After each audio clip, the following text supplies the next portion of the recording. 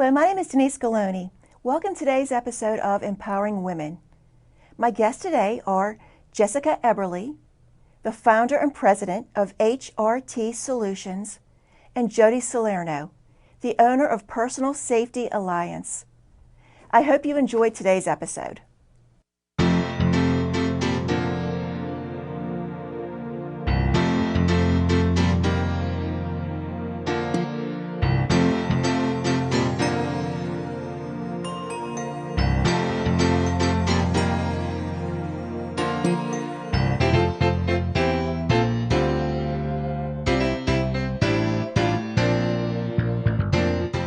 My guest today is Jessica Eberly, the founder and president of HRT Solutions. Hi, Jessica. Thank you for being here today. Thank you very much for having me. We are really excited to be on the show today. I'm excited to have you on the show today. Can you tell the audience a little bit about HRT Solutions? Yes, absolutely. So HRT stands for Human Resource and Talent, and we are an HR and recruiting consulting firm. Okay. What's your background, Jessica? So my background is about 50% in human resources and 50% in recruiting. So have a strong passion for both, which is what led to opening up HRT Solutions. And how long has HRT Solutions been in business? So we have been in business since August of 2016. So we are incredibly excited that we will be celebrating our 2-year anniversary coming up here in August. Well, that's a big accomplishment. Congratulations in advance. Thank 2 years. you. Do you have any employees at HRT Solutions? We do. So it is myself and a team of 12. And so one of the things that we are most proud of at HRT Solutions is that over 25% of our team members are moms that have returned to work after being stay-at-home moms. And then 50% of our team have children that are under the age of 10. And so we've really created an environment where people can have a career as well as have a family. That's really important. That's wonderful. What type of services do you offer at HRT Solutions? Yes, so we have 3 different types of services. So we have recruitment, so it's called RPO, which is Recruitment Process Outsourcing. We also do university relations recruitment, and we do HR consulting for small businesses as well. So can you explain a little bit more about that HR consulting for small businesses? So if I had a small business, so you would do the hiring, the interviewing. What exactly does that mean? Absolutely. So what we do, so one way that you can get connected with me is actually through the WSBA, through Chatham. And so I do consulting that is actually free of charge. Okay. So if you're somebody that just needs an hour, just needs to talk to someone and learn a little bit more about HR for your small business, that is an avenue that you can take. And then we also do it as a service offering. So what we've seen is we've seen clients that in some instances they need to hire and they have no idea where to start, but they really, really want to grow their company. We also have people who have their first or second employee and they need a handbook. So that is something that we help them with. And then we also help with performance management because oftentimes entrepreneurs are really good at what they do. They're really good at their trade. They're really good at their service, but they don't know what to do for HR. And that's where we lean in and help them. Because that can be pretty daunting for a small business. Yes, absolutely. And so it really takes some of the guesswork out because if you don't have a clear path or a clear understanding of human resources when you start your organization and start to build team members, it can also lead to legal issues in the future. Right. No one wants that. Absolutely not. No one wants that. What made you decide to start your own business and take the jump to be an entrepreneur? Yes. So I did a lot of research. So initially I thought maybe I would go into a retail business because I do have a background in retail. Okay. And at one point I thought that maybe I would be an occupational therapist and go out on my own. And so I took some courses and realized that maybe that was not for me after I took anatomy and physiology, of course. Oh. Right. And so after really thinking through things, I realized that my passion was right in front of me. And so I thought, you know what, this is what I really want to do. So I decided to do human resources and recruitment, 2 of my really strong passions. I know that I had mentioned previously the Women's Business Center, and I took a course through Chatham's entrepreneurship, and I realized that, you know, as I went through my business plan, that this was something that I was currently doing and something that I could continue to do and get an opportunity to have a wide reach. And it's always better to do something you're passionate about. Then it doesn't feel like work. Yes. I wanted to have you on the show now because you just had an empowering experience yourself, didn't you? Yes. You were recently named a winner of the 2018 American Small Business Championship by SCORE. Yes, I was. Before we start, can you tell us what SCORE is, for anyone that does not know what SCORE is? Absolutely. So SCORE is an organization of retired executives. And so the retired executives give coaching and mentoring, and I actually just got a mentor myself. And the mentoring can be in multiple different areas. So it could be in marketing, it could be in finance and accounting, it can be in overall general business. And so what SCORE did was brought together a group of entrepreneurs and small businesses, and you had to enter a contest. It was based on state, and we got the opportunity to enter for Pennsylvania and also win for Pennsylvania. That's incredible, only being not even 2 years into the company. Yes. What made you decide to enter? So when I went through and I was looking through, it actually had come up on Facebook. And so I took a look and I saw all of the different organizations. And I thought, these are some really awesome people. Right. And I just thought, I want to be a part of this. So I went ahead and you had to write a short description of what your organization does. Posted it. It ended up going live within about an hour. And then you got the opportunity to have friends, family, and the community vote for you. Okay. And so after it was posted, one of the most empowering things and the most exciting things for me was being able to rally the community to vote for us. And so it really, being under 2 years in business, it really showed that the community was behind us. And so that was what was most exciting to me. And that had to be intimidating, only being in business a little over a year when you entered it. So I am definitely a person that loves to take a risk. And so I thought, if I get the opportunity to be alongside of these people, if we don't make it, we've gotten our name out there. And if we do make it, this would be a fantastic opportunity. And they actually, there were 3 winners from Pennsylvania. Okay. And we got the opportunity to go to Reno. So SCORE sponsored us to go to Reno, meet with all of the other winners from states across the United States. So there were 102 people that were there. And so we got some really great training and learnings. And so it was an exciting time, and it was great to be surrounded by those people. And just to be around all that knowledge and pick things up. Yes. Did you ever imagine when you started your business you'd be at this point? No. In less than 2 years? No, I definitely did not. And so I accredit most of that to my team. So what I've done is, as we've continued to add clients and as we've continued to grow, the one thing that has always stayed the same is the fact that I've hired great people. And so they're loyal, they're smart, they're talented, and I'm incredibly grateful to have the women and gentlemen on my team that I do. So what's next, Jessica? So what's next? One of the things that I never like to lose sight of is the fact that we need to continue to give great service to our clients. So I always like to pause and thank our current clients. And then our goal is to continue to grow. I have taken on a mentor from SCORE. So he has helped me in a very short period of time to learn more, to grow, to take a look at some of my blind spots. And so continuing to work on those. And then my true passion, and one of the things that I really do love, is helping small businesses. So whether it's a men or woman-owned business, I really like to be able to help people to get off the ground, and also have the opportunity to help people who maybe they're scared. So they might be scared of growing, or they might be scared of adding a new person. And so it's been really rewarding to me to help some of those small business owners say, you can do it. And let's take the jump and let's figure out how to get there. Jessica, thank you so much for coming on today and sharing your story. It's so empowering to people watching that you thought, well, why not? What can I lose? And you won. So congratulations. I wish you much success, and thank you so much for being here today. Thank you very much for having me on the show as well.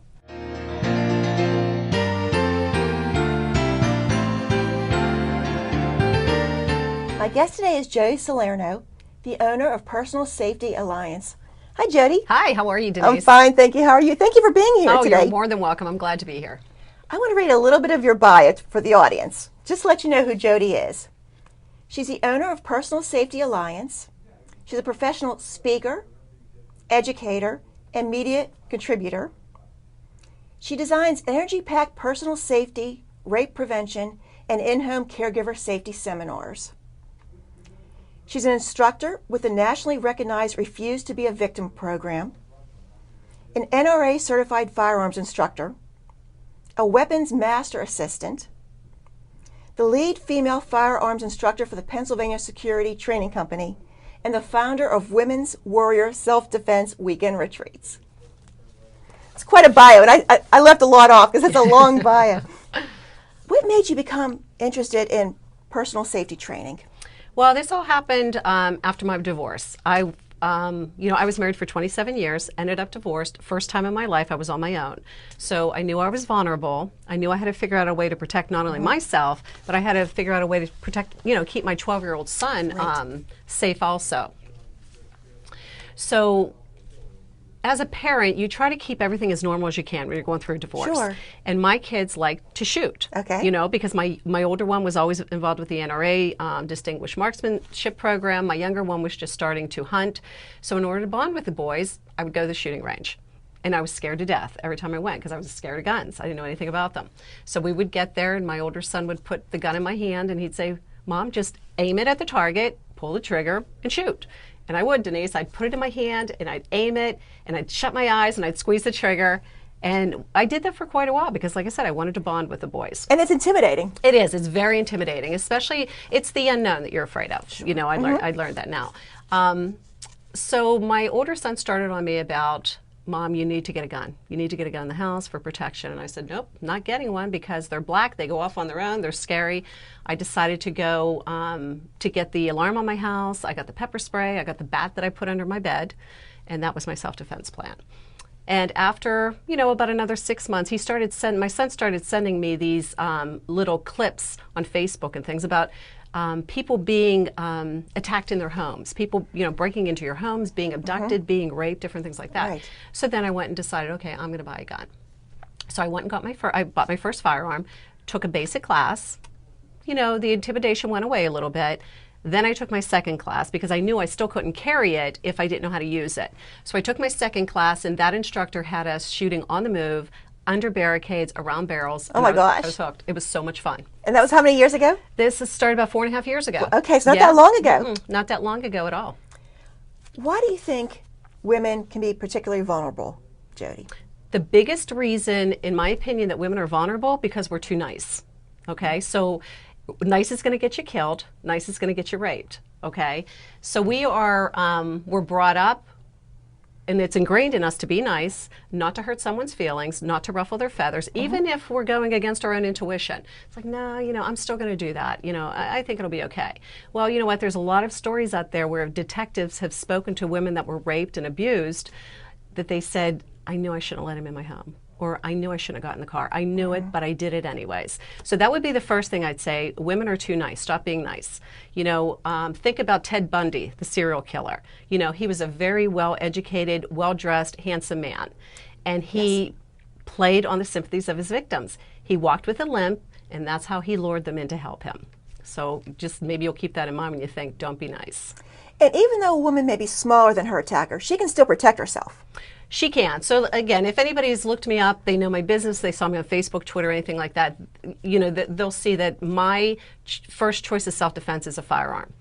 But I also understand that, there are a lot of places and situations that we're not able to carry a firearm. There are a lot of people that they don't want to, and that's okay. That's okay.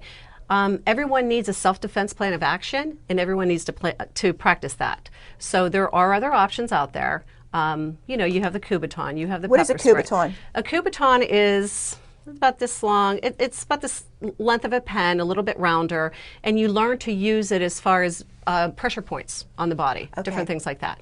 So there are other options, non-lethal, but the best fight to be in is the one that you don't get in. Right. So you have to really, a lot of this is just thinking ahead and not getting yourself into those situations. Jody, do you have any statistics, or do you know any statistics about women being attacked or victimized? Yeah, you know what? According to the National Center Against Domestic Violence, right now they're saying 20 people per minute are abused, okay, by their partner. So think about this for a minute. Not only are we fighting all the predators that are preying on us, we also have all this going on behind closed doors. Okay, so we have 20 people per minute there, 1 in 7 people are stalked, and 1 in 5 women are going to be a victim of rape in their life. So they're pretty staggering. It's pretty staggering. Unbelievable. It is. In your experience, can you give us some examples of situations where women may unknowingly be at risk? Well, you know what? Just in our daily routine, we put ourselves at risk every day. I'm sure. Yeah, just by walking to our car, getting into the elevator. You know, a tip would be when you're going to a big box store, you're going to a mall, you know, plan on walking back to your car when you arrive, not when you leave. So think about that, okay? I have to walk out of the store, it could be dark. Make sure you park in a well-lit area. You know, another tip would be back your car in if you could. Okay, because if you have to get away, if you have to get away quick, it's a lot easier to go forward than backwards. So we put ourselves in a lot of situations every day that we don't even realize it because it's part of our routine. And those are some things you can do to minimize the risk. Jody, this year, this show is going to air in July. What advice can you give, I guess, someone going to college for the first time?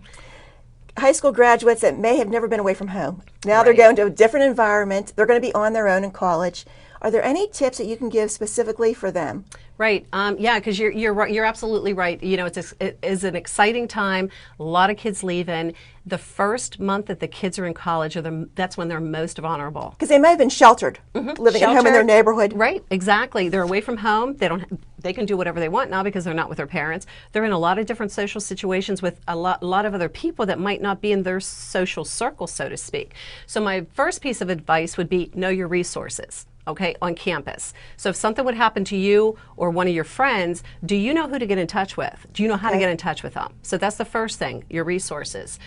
Second thing would be situational awareness. Know what's going on around you when you're walking around campus. Like I said, I can guarantee you 100% that you're going to win the fight that you don't get into.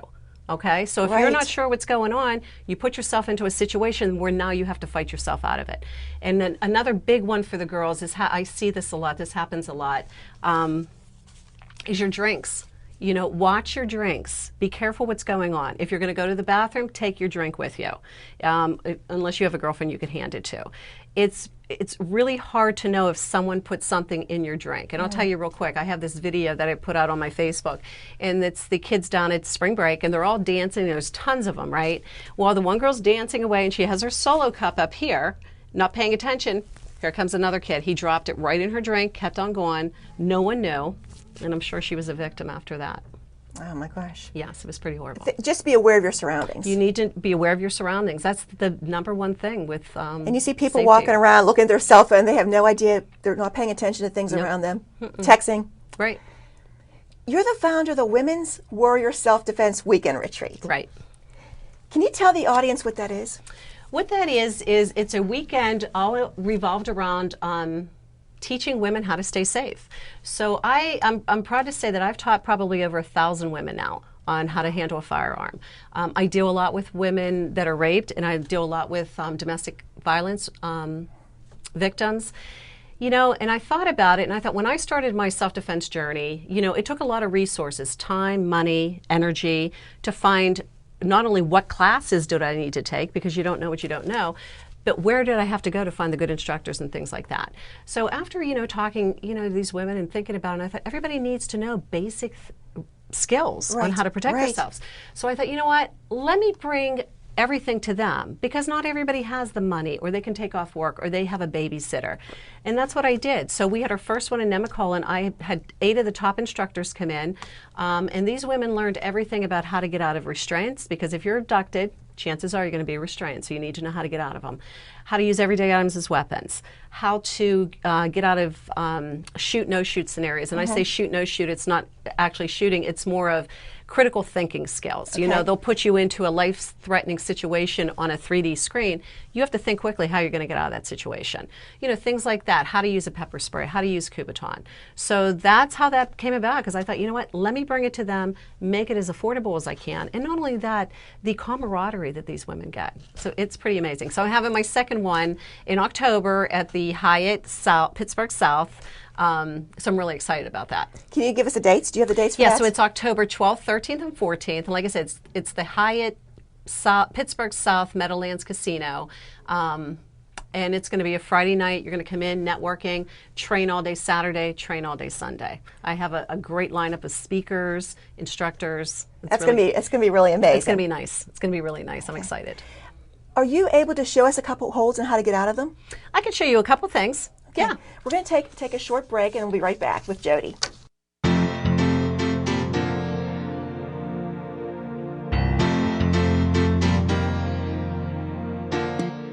Okay, Jody, you're going to show us 2 holds to get out of. Can you tell us a little bit about those holds? Yes, I'm going to teach you what to do if someone's choking you around the neck, and then I'm going to also show you a basic wrist grab. Okay, great. So the first thing to do, go ahead and put your arms around my neck like you're choking me. Okay. First thing that you want to do is go for the eyes. Okay. So I'm going to come up. I'm going to go for your eyes, and I'm going to push in as far as I can and try to get it up to the first knuckle.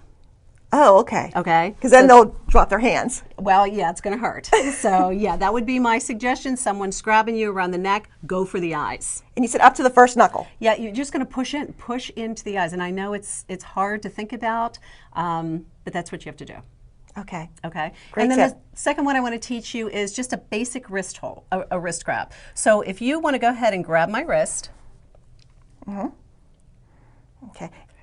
And this could happen probably frequently. Someone would try to grab your arm. Right. This is a great thing to know. Right. So you grabbed my wrist. Now, if you can, when someone's grabbing your wrist, if you can do it quick enough, you don't want your wrist to be flat. You want to try to turn it sideways. Okay. Because it's thinner. Now, right here where this gap is, you don't have a lot of strength there. Okay. So if somebody grabs you like that, it's really a matter of just pulling your arm out. That's amazing. Yeah. So try it again. Just hold it really, really tight. Okay, I'm holding it really tight. You hold it really tight? I'm really tight. Yeah, I'm just going to come out. Okay. Okay? Because you don't have a lot of strength right there. So. And that's great to know. Because most of the time people just have their wrist out like this. Right. Or people panic and you start to, go ahead, grab my wrist again. Okay, so your instinct's going to be to panic and pull. Right. So if I'm, Oh, sorry. So if I'm trying to get away from you, what are you going to do? You're going to start pulling tighter. Right. Right? Right. Okay, so yeah, you have to try to not panic and just pull out of it and then take off. Jody, thank you so much for being You're here and giving us welcome. valuable information, hopefully saving someone. You're welcome. I'm glad to be here. Thank you for watching today's episode of Empowering Women. I would like to thank my guest, Jessica Eberly, the founder and president of HRT Solutions, who talked about small businesses and what they need help with human resources and training. And also Jody Salerno, the owner of Personal Safety Alliance. Jody gave some valuable information to keep you safe. I hope you enjoyed today's episode. I look forward to seeing you next time. Thank you.